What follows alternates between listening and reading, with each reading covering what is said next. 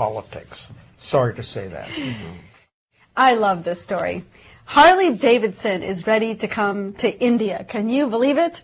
The American icon is ready to take on the Indian market, but it will not be cheap. Just in the United States, those bikes are expensive. They're $7,000 here. They start at $7,000. In India, they will be more than double because of the duties and the import taxes. But still, there are people in India who would love to own a Harley. But you know, it's going to have some stiff competition from the Indian Bullet. This is the motorcycle that has been around forever. It has a 4-stroke engine, and it's known as the Little Thumper because obviously it makes a lot of noise. There are people in India who are very loyal to this bike and who just turn up and say, you know, we would never buy a Harley because a Harley could never survive India. Their point being that it's so hot in India that the bike would overheat, for one, right? The Bullet, been there, done that.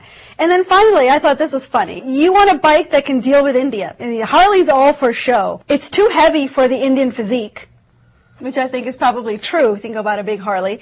And in this climate, it's going to overheat anyways. So if you want a bike that can deal with India, get a Bullet. Oh, please. That means it's been written by somebody from the Bullet Company, you know. Well, come on, Harley Davidson is #1. Yes, they can provide lighter materials, but why would you want to drive a Harley with lighter materials? Well, yeah, Harley looks good, feels good, and my God, that is going to survive not only Indian heat, but Vietnam heat too, because remember, Harley Davidson went to Vietnam too, so it's... Well, it'll be, you know, it's good to see sort of some friendly homegrown competition for a new product like this that comes in.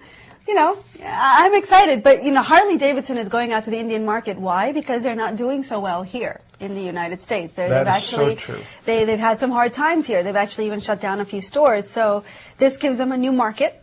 And I think that's right. They will have to adapt their bikes, I think, for India over time, if it takes off. Now, speaking of India, read this with me. About 71 million Indians claim to have used the Internet in 2009. But the Indian Market Research Bureau says that the Internet users rose to 52 million in September 2009 from 42 million in September 2008. 1.2 billion population. Is that right information or wrong? I have got to think that more people in India have gotten onto the Internet than just 71 million out of 1.3 billion. If you think about it, that's less than 10%. That's pretty low. And if you think of all the urban areas and the call centers, and I just find that hard to believe. Well, that's what it says in here. On the other article, it says, more Indians have access to cell phones than toilets, the basic sanitation. That I do believe. I believe that because everybody and their uncle in India has a cell phone. Some people even have 2 or 3 cell phones by now. And they're cheap. And you can get on in, you know, getting a cell phone in India is like a 10-minute job at a store. It's so easy that, you know, there's no reason for people to hold back. So toilets are expensive to build. No, but if they take those temporary outhouses that are being built almost everywhere in the world, that'll resolve that issue. But I thought this was interesting comparison. This was in India abroad, by the way. Well, you know, I think change is coming, and it's coming rapidly. And as this statistic tells you, it's grown by 10 million in the last 1 year. So it's certainly jumping, and I think it's going to escalate exponentially from here. Now, here's another one. A whopping 93% Indians are willing to work overseas. Oh, yeah. This is a survey from Price Waterhouse. If you ask anybody in India that has not seen America, they all want to, right? Because they're curious and they see it in the movies and it's glamorized by Bollywood. I'm not surprised. Followed by South Africa and Turkey. 92% of their population wants to come to America. Wow. Well, I thought I would share one last statistic here. Because of our 1.3 billion people, I bet many of you didn't know that India actually has the largest pilgrimage in the world. You know, when we think of pilgrimage, we always think about people going to Mecca, right? Because and it's such an ingrained thing in the Muslim community, and people do it worldwide, right? I mean, you have to respect just the belief they have.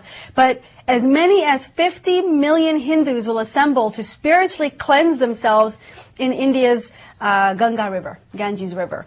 And that 50 million is actually the largest migration of humans to any one destination in our world today. There's nothing bigger and there's nothing more immense than that pilgrimage in India. If you can imagine just to get that many people to behave in one way. This is all because of the Kumbh Mela, which is a 3-month-long Mela festival, and it ends with the spiritual cleansing at the Ganges River, and Haridwar is where this all happens. You've seen all the iconic images of people doing this on the shores of the Ganges River. How do they do that? There are a total of 100,000 hotel rooms in all of India.